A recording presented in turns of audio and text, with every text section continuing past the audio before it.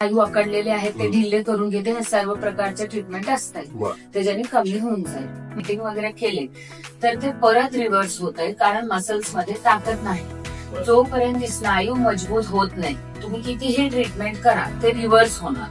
तर आमच्याकडे आम्ही एक्सरसाइज इथेच करून घेतो. तुमच्यासाठी तुमची बॉडी चेक करतो, तुम्हाला कुठले व्यायाम सूट होते, तुमचे कुठले स्नायू वीक आहे, त्या पद्धतीने तुम्हाला वेगळे प्रकारचे व्यायाम शिकवले जातात.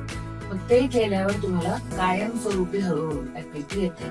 सुरुवातीला हे जुना झालेला आहे, हिला 6 महिने पण लागू शकते.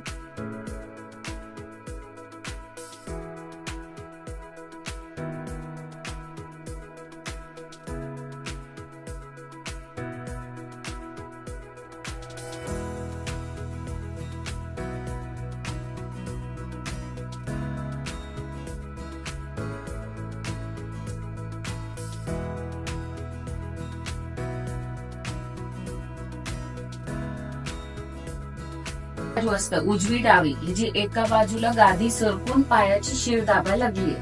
आता ते व्यवस्थित जागेवर बसवावी लागते, तेव्हाच तुमचं दुखणं कायमस्वरूपी बरं होत आहे.